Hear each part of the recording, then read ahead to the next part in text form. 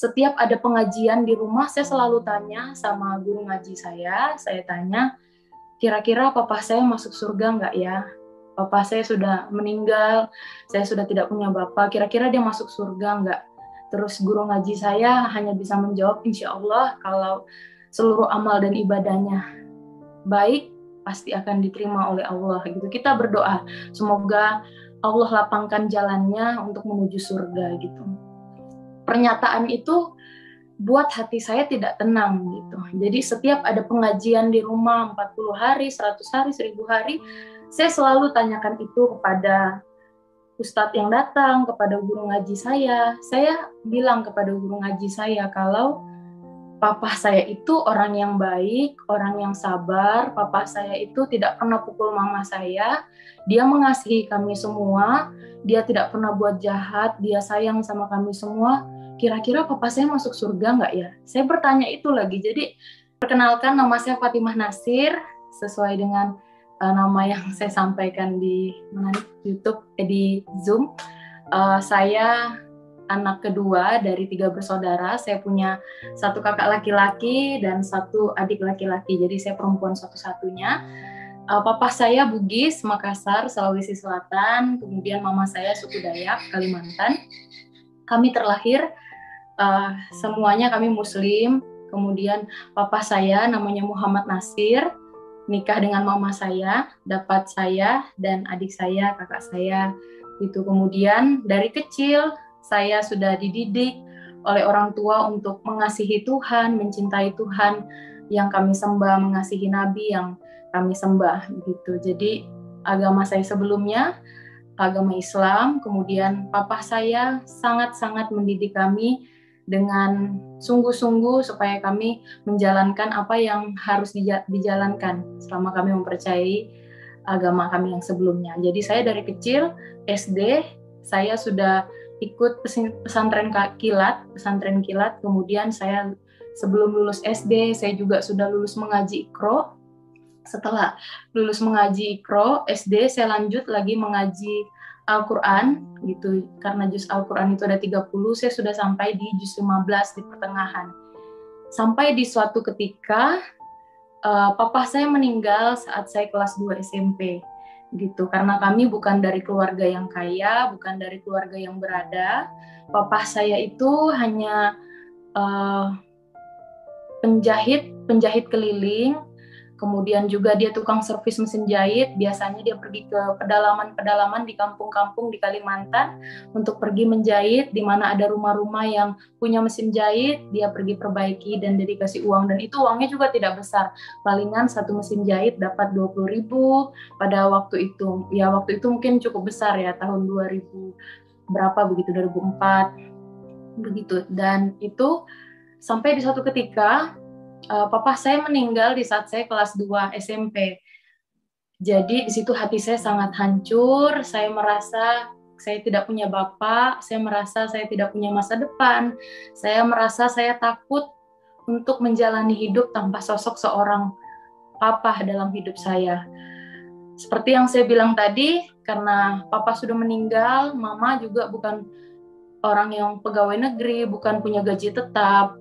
Mama saya hanya ibu rumah tangga, kerjaan sehari-hari cuma di ladang, dan juga kerja sehari-hari hanya jualan dedak waktu itu. Dedak itu makanan ayam ya, jadi habis giling padi di kampung, itu ada ampasnya, itu yang dijual untuk dijadikan makanan bebek, makanan ayam waktu itu. Itu hanya itu kerjaan orang tua saya. Kakak saya waktu itu kelas 3 SMK, saya kelas 2 SMP, adik saya masih SD. Jadi dengan posisi mama saya seorang janda, sudah tidak punya papa, dia harus berjuang sendiri untuk mengurus kami bertiga. Papa saya meninggal, hati saya sangat sedih. Saya setiap ada pengajian di rumah, saya selalu tanya sama guru ngaji saya tanya, kira-kira papa saya masuk surga nggak ya? Papa saya sudah meninggal, saya sudah tidak punya bapak, kira-kira dia masuk surga nggak? Terus guru ngaji saya hanya bisa menjawab, insya Allah kalau seluruh amal dan ibadahnya baik, pasti akan diterima oleh Allah gitu. Kita berdoa, semoga Allah lapangkan jalannya untuk menuju surga gitu. Pernyataan itu buat hati saya tidak tenang gitu. Jadi setiap ada pengajian di rumah 40 hari, 100 hari, 1000 hari, saya selalu tanyakan itu kepada ustadz yang datang, kepada guru ngaji saya. Saya bilang kepada guru ngaji saya kalau papa saya itu orang yang baik, orang yang sabar. Papa saya itu tidak pernah pukul mama saya. Dia mengasihi kami semua. Dia tidak pernah buat jahat. Dia sayang sama kami semua. Kira-kira papa saya masuk surga nggak ya? Saya bertanya itu lagi. Jadi pertanyaan itulah yang buat saya nggak tenang gitu. Karena saya mau papa saya masuk surga gitu. Karena saya sayang sama papa saya gitu. Jadi saya harus selalu berdoa untuk papa saya supaya papa saya masuk surga. Sampai akhirnya saya dari SMP berjilbab dari kelas 2, kemudian sampai saya SMA juga berjilbab. Sebenarnya lulus SMP itu karena orang tua saya sudah tidak mampu, mama saya suruh saya menikah waktu saya lulus SMP. Mama saya bilang, menikah saja, mama sudah tidak mampu untuk ngurus kalian bertiga. Saya mencoba untuk memahami posisi mama saya waktu itu, karena memang dia seorang janda dan tidak punya penghasilan yang cukup untuk mengurus kami bertiga. Tapi karena darah Bugis mengalir gitu ya di nadi saya, jadi saya punya kemauan yang kuat gitu. Kalau saya tidak mau hanya sampai SMP saja gitu. Jadi masih belum kenal Yesus waktu itu, saya tinggal di Pejalin, saya pergi ke Tanjung Selor di Kalimantan Utara. Itu kotanya, saya pergi cari orang yang mau menampung saya, yang mau biarkan saya tinggal di rumahnya. Saya siap untuk membantu mengurus di rumahnya, baik itu mengurus anak, mengurus rumah, menyapu, ngepel, semua saya akan kerjakan asal ada orang yang mau bantu sekolah saya begitu. Dan puji Tuhan, saya waktu itu diterima sama satu keluarga, suaminya salah satu pengurus di masjid di tempat kami tinggal di Tanjung Selor, istrinya pegawai negeri. Mereka baik sama saya, mereka punya 2 anak laki-laki, adik di bawah saya, mereka masih SD, saya SMA waktu itu. Kemudian sampai di satu ketika, setelah berapa bulan saya tinggal di situ, keluarga ini selalu berantem, selalu berkelahi begitu. Jadi selalu pukul dinding, apa segala gitu, ada aja barang yang dibanting. Posisi umur saya waktu itu, kelas 1 SMA, jalan 16 tahun, dan di situ saya merasa tidak enak karena apakah keluarga ini berkelahi karena saya tinggal di situ, jadi saya merasa kurang enak begitu. Kemudian sampai sering banting pintu kamar, saya posisi baru pulang sekolah, terus mereka berkelahi. Sedangkan waktu di rumah saya, di rumah orang tua saya, papa dan mama saya tidak pernah berkelahi seperti itu. Nah, itu yang buat saya sampai sekarang kadang agak sedikit trauma gitu. Kalau lihat orang berantem, saya langsung agak gemetar begitu, karena tidak berani lihat orang berkelahi begitu. Biasanya kalau ada orang kelahi begitu, saya lebih baik menghindar begitu. Dan sampai suatu ketika suami dan istri di tempat saya tinggal ini, ibunya bilang kita cerai saja begitu. Itu sebenarnya kata cerai itu sering diucapkan begitu. Padahal kami di dalam rumah itu, suami dari ibu ini selalu mengajarkan kami semua untuk sholat tahajud, subuh-subuh. Kami harus senantiasa puasa, menjalankan semua rukun Islam yang ditetapkan sama ajaran agama kami. Tapi yang saya bingung adalah meskipun kami semua dalam rumah itu, suami dan istri ini taat melakukan agama, tapi saya merasakan tidak ada damai sejahtera, tidak ada sukacita. Hidup mereka mampu, hidup mereka berada, tapi saya merasa kayak tidak ada damai sejahtera begitu di dalam hati saya. Sampai akhirnya saya memutuskan untuk keluar dari rumah itu. Saya ketemu sama kakak saya, kakak sepupu, anaknya tante saya yang pertama. Kemudian saya tinggal di situ, saya masih Islam. Saya sekolah dari rumah tante saya. Tante saya ini pun namanya Tante Hana. Jadi tante saya ini pun bukan orang yang berada. Dia juga punya banyak anak yang harus diurus. Begitu. Dia hanya ibu rumah tangga, hanya kerja di ladang. Begitu. Jadi saya tinggal di situ dengan posisi saya masih berjilbab. Kemudian sampai satu ketika tante saya ini kasih ayat firman Tuhan sama saya. Dalam Yohanes 14 ayat 6, mungkin ayat ini sudah klasik bagi setiap kita yang mendengarnya. Mungkin kita merasa, aduh itu ayat sudah di luar kepala, saya sudah hafal begitu. Tapi bagi kami, ayat ini adalah ayat yang powerful, yang punya kekuatan, yang mampu mengubahkan saya waktu itu, yang mampu membuat saya mempercayai Yesus sebagai satu-satunya pemberi hidup kekal. Saya akan bacakan Yohanes 14 ayat 6. Kata Yesus kepadanya, "Akulah jalan dan kebenaran dan hidup. Tidak ada seorang pun yang datang kepada Bapa kalau tidak melalui aku." Yesus bilang, "Akulah jalan dan kebenaran dan hidup." Jadi Yesuslah pemberi jalan, dialah jalan kebenaran itu, dialah pemberi hidup itu. Jadi berdasarkan ayat ini, hati saya, tante saya waktu itu hanya kasih di kertas ya, di kertas dia kasih sama tante saya, itu buat terngiang-ngiang gitu di kepala saya. Terus saya pergi turun sekolah, masih posisi berjilbab, saya ikut setiap jam 12 di sekolah ada sholat berjamaah.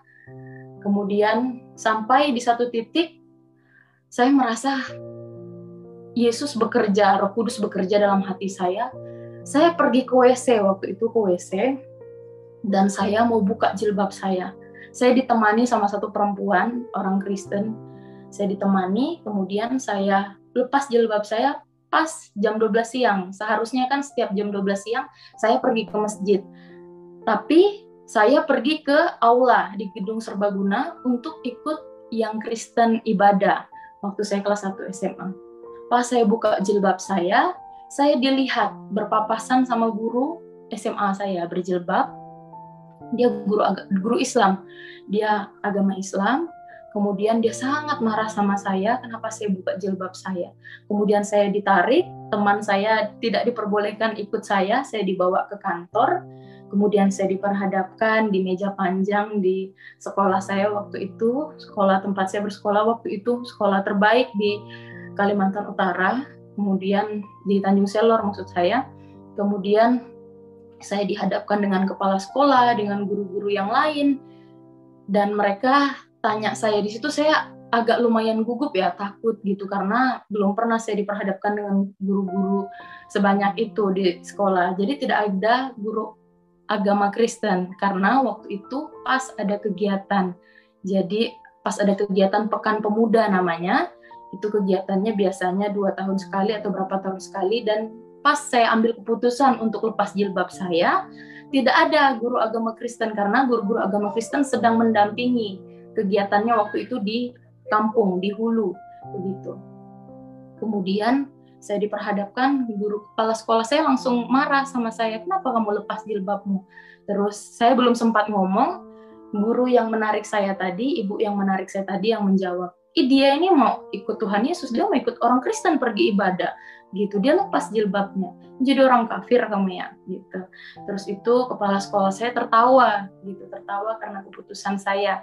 Terus kepala sekolah saya bilang, "Kamu ngapain mau percaya Tuhannya orang Kristen? Tuhannya orang Kristen itu kan ada 3, gitu. Tuhannya orang Kristen itu kan itu telanjang. Tuhannya orang Kristen itu cuma pakai kolor di atas kayu salib." Begitu. Tuhannya orang Kristen itu kan dicambuk, Tuhannya orang Kristen itu kan dipaku tangannya. Kenapa kamu mau percaya sama Tuhannya orang Kristen? Tuhannya orang Kristen itu juga manusia, gitu. Dan dengan posisi saya sudah tidak terasa, air mata saya sudah menetes. Begitu menetes bukan karena saya ragu sama keputusan saya untuk memilih Yesus sebagai satu-satunya pemberi hidup kekal, tapi air mata saya menetes karena saya merasa, aduh, mereka tidak paham begitu. Meskipun saya hanya tahu satu ayat, tapi saya berani bilang waktu itu di depan guru-guru saya waktu itu, saya bilang kalau, tapi Pak, dalam Yohanes pasal 14 ayat 6, Yesus bilang, dialah jalan kebenaran dan hidup, Pak. Jadi kalau kita percaya sama Yesus, kita dapat hidup yang kekal, begitu.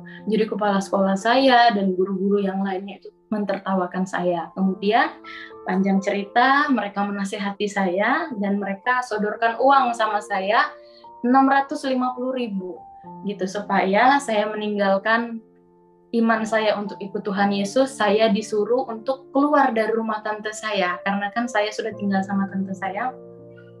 Saya disodorkan uang supaya saya cari kos. Itu tahun 2013 kalau tidak salah. 2013 awal saya disuruh keluar dari rumah tante saya, dikasih uang 650.000. Kemudian ada salah satu guru yang mencetuskan seperti ini, kalau kamu tetap di agama kita, ibu pastikan nanti kamu akan hidup enak, nanti tiap turun sekolah bareng ibu naik mobil aja begitu. Tapi saya juga kalau saya pikir di posisi sekarang, kok bisa ya saya yang dulu tahun 2013 di usia yang 16 tahun itu, kok bisa ya saya berani menolak uang 650.000, saya berani ngomong di depan guru-guru saya bilang waktu itu, terima kasih Pak, uangnya ini keputusan saya sudah keputusan saya sudah bulat, tidak perlu Bapak kasih uang ke saya akan tetap ikut Yesus. Dan uangnya saya tidak ambil, saya keluar dari ruangan itu, saya seperti biasa, saya masuk kelas seperti biasa, hari-hari berjalan seperti biasa, tapi permasalahannya saya sudah tidak berjilbab. Saya merasa bahwa di dalam ruang kelas itu seperti ada penolakan untuk saya begitu. Jadi saya merasa teman-teman saya yang lain-lainnya yang biasa bergabung dengan saya, yang biasa senantiasa ada sama saya, seperti menjauh begitu. Seperti menjauh, mereka tidak mau berteman sama saya. Kemudian kalau di dalam kelas seperti ada diskriminasi, saya angkat tangan, tidak dihiraukan seperti saya tidak ada di dalam kelas. Akhirnya karena juga di sekolah tempat saya bersekolah itu lumayan mahal, saya tidak mampu untuk bayar karena saya membiayai sekolah saya sendiri, karena tante saya juga bukan orang yang mampu. Akhirnya saya keluar dari sekolah itu. Kemudian saya pindah ke namanya sekolah Kristen, sekolah swasta, SMA Agape. Saya pindah ke situ. Di situ lebih murah, saya bisa sekolah sambil kerja, saya jaga warung, jaga minimarket waktu itu. Puji Tuhan, saya bisa diterima kerja di situ. Waktu itu, mama saya juga pas saya ambil keputusan, mama saya belum tahu. Mama saya tahu itu setelah berapa bulan kemudian. Setelah mama saya tahu, saya masuk Kristen, percaya Yesus, mama saya sangat marah. Kakak pertama saya yang laki-laki juga marah kepada saya. Kakak saya yang laki-laki bilang, jangan sampai kamu berani pulang ke rumah. Kalau kamu pulang ke rumah, nanti kamu ketemu parang di depan pintu. Jadi kakak saya ini memang orangnya temperamen gitu. Dia orangnya lumayan emosional, lumayan keras. Dari kecil saya tahu dia. Jadi karena dia bilang kayak gitu, ya saya juga tidak berani untuk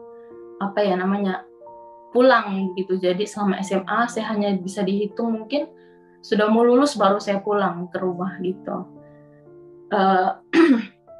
Mama saya juga marah ketika saya masuk Kristen karena yang mama saya kecewakan itu sebenarnya papa saya kan anak pertama dari mereka 7 bersaudara di Sulawesi. Semua om dan tante saya ada di Sulawesi. Dan papa saya ini punya harta warisan begitu dari kakek. Jadi karena dia anak pertama, dia punya harta warisan tanah begitu. Tapi karena papa saya sudah meninggal, yang berhak dapat itu saya dan adik saya begitu. Ya kami anak-anaknya. Tapi karena saya sudah masuk Kristen, karena sudah saya memilih Kristus sebagai pemberi hidup kekal, saya sudah tidak bisa dapat itu, kata om dan tante saya. Jadi karena saya sudah bukan satu agama dengan mereka, mereka tidak mau kasih harta warisan itu untuk saya. Begitu. Jadi itu yang mama saya kecewakan kepada saya. Sebenarnya kamu bisa pakai harta warisan itu untuk sekolah, untuk bantu kita, untuk tolong adikmu, untuk tolong kakakmu. Begitu pikiran mama saya. Ya saya maklumi, memang begitulah seharusnya yang terjadi kalau saya tetap Islam. Tapi saya merasa keputusan saya tidak salah gitu. Saya meyakinkan mama saya, waktu itu saya bilang, tidak apa-apa kita kehilangan harta di dunia, tidak apa-apa kita kehilangan harta warisan itu hanya sementara.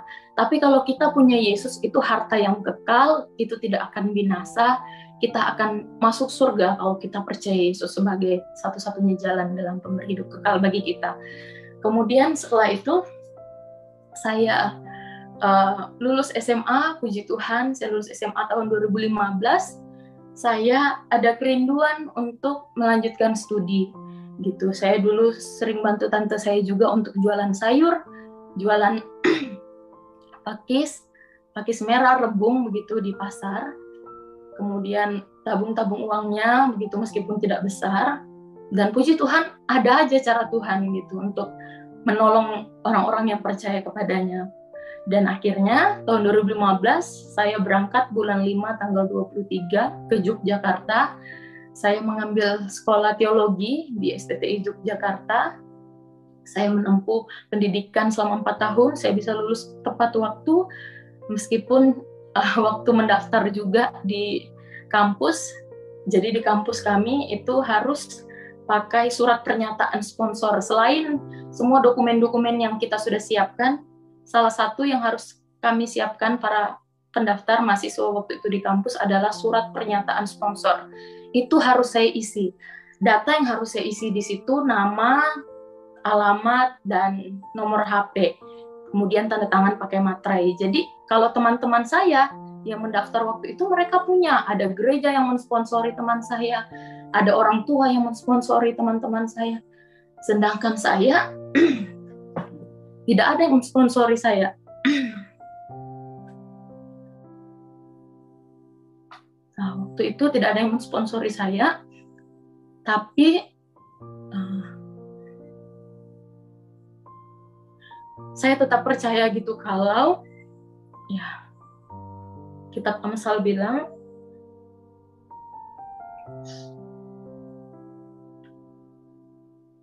berkat Tuhan itu ada di atas kepala orang benar. Ya, selama kita hidup benar, menghormati Tuhan, percayalah akan ada berkatnya. Ya, saya ambil surat pernyataan sponsor itu, kemudian di situ saya isi nama yang mensponsori saya adalah Tuhan Yesus. Kemudian alamatnya saya bikin di situ surga. Nomor HP-nya saya nggak isi karena saya takut juga durhaka ya kalau saya buat-buat. Kemudian tanda tangannya saya tidak tanda tangan gitu. Ya, saya beriman kalau yang akan mensupport studi saya Tuhan Yesus. Kemudian berkas itu yang berkas yang paling terakhir saya kumpul karena itu yang paling susah. Karena mama saya waktu semester awal itu belum mendukung saya untuk lanjut studi, apalagi ngambil jurusan teologi. Begitu. Berkas itu saya kumpul, saya kasih ke sekretariat bagian bidang pendaftaran waktu itu, dan saya ditertawakan begitu. Terus itu ya maklum lah, karena mungkin mereka butuh data yang pasti begitu. Jadi saya bingung siapa yang akan mengisi ini. Tapi puji Tuhan, ya Tuhan punya banyak cara. Akhirnya ada satu bapak, ini bapak gembala saya di Jogja, dia tulis itu meskipun ya supaya kamu bisa masuk gitu, ini hanya formalitas gitu. Saya tulis lah itu, terus tanda tangan. Selama kuliah S1, saya juga harus berjualan pisang goreng di kampus beberapa kali. Terus itu jualan makanan beberapa kali untuk bantu studi saya. Selama studi S1 juga saya tidak pernah pulang 4 tahun. Saya tidak pernah pulang kampung karena memang tidak ada biaya. Tapi puji Tuhan, tepat 4 tahun, saya 2015 saya masuk, 2019 bulan Agustus saya wisuda.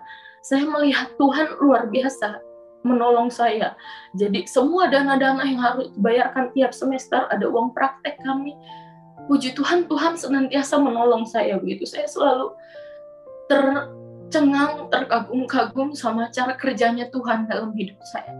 Sampai saya tidak ada uang sepersen pun. Teman-teman saya yang tadinya mereka disponsori oleh gereja, disponsori oleh orang tua mereka, ada malah yang masih menunggak. Tapi saya tidak ada sama sekali. Jadi saya bersyukur, ya Tuhan punya caranya yang luar biasa. Setelah bulan 8 2019 saya wisuda, bulan 8 atau bulan 7 saya wisuda itu, 1 bulan setelahnya saya dapat tawaran untuk lanjut studi S2.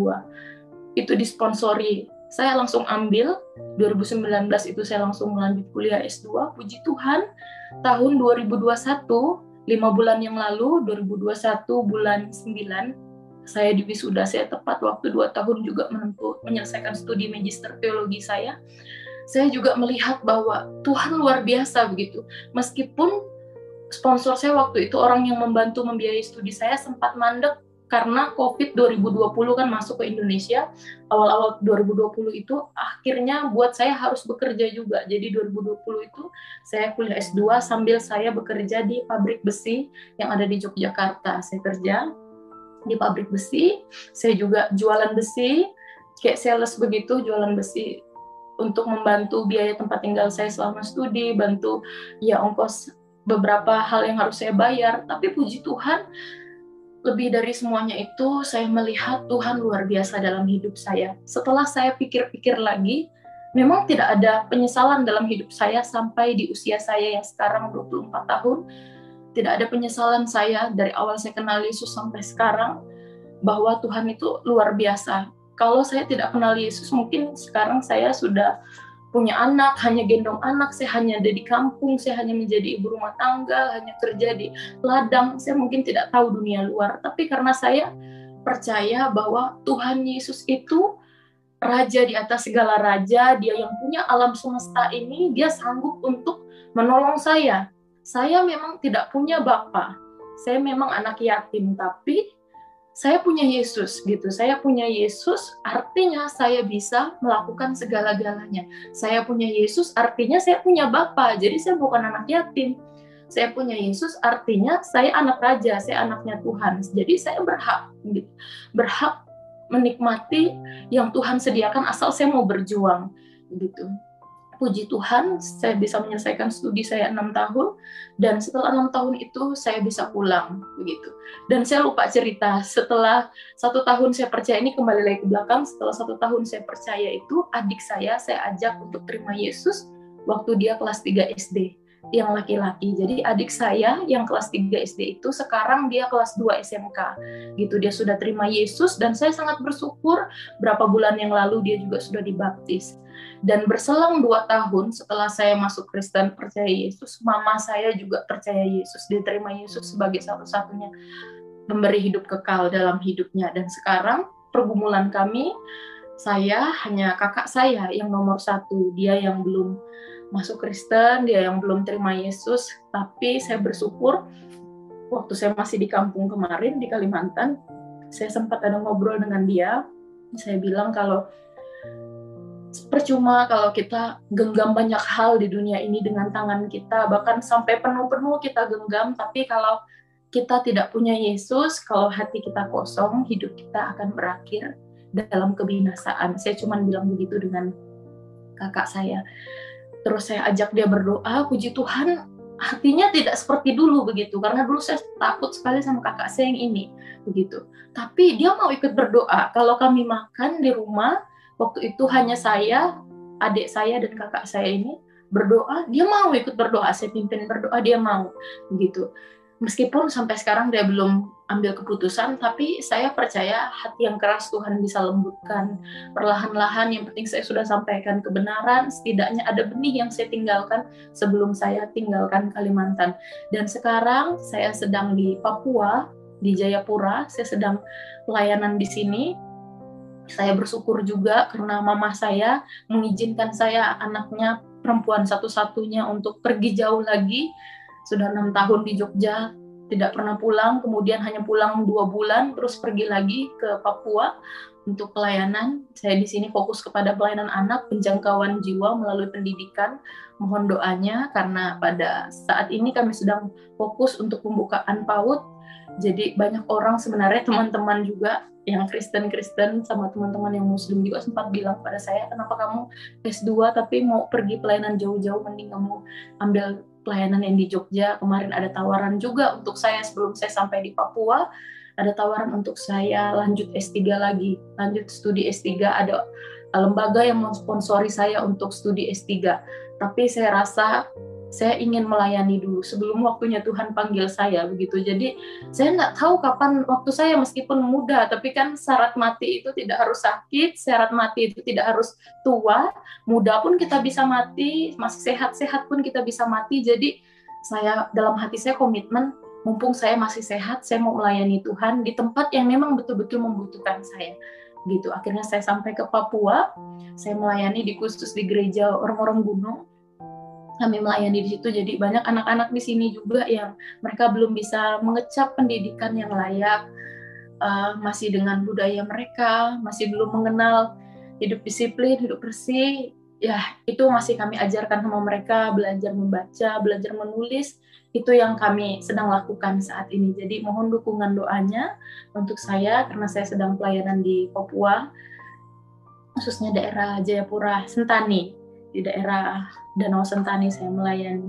Jadi pesan saya untuk semua pendengar setia dari Miracle TV, kalau hari ini kita tidak punya banyak harta, tidak punya apa-apa, malah mungkin kita tidak punya harta warisan tanah, harta warisan apapun, emas, kita tidak punya banyak tabungan mungkin di rekening kita, tapi kalau kita punya Yesus, di hati kita ada Yesus, berarti itu kita sudah memiliki segala-galanya.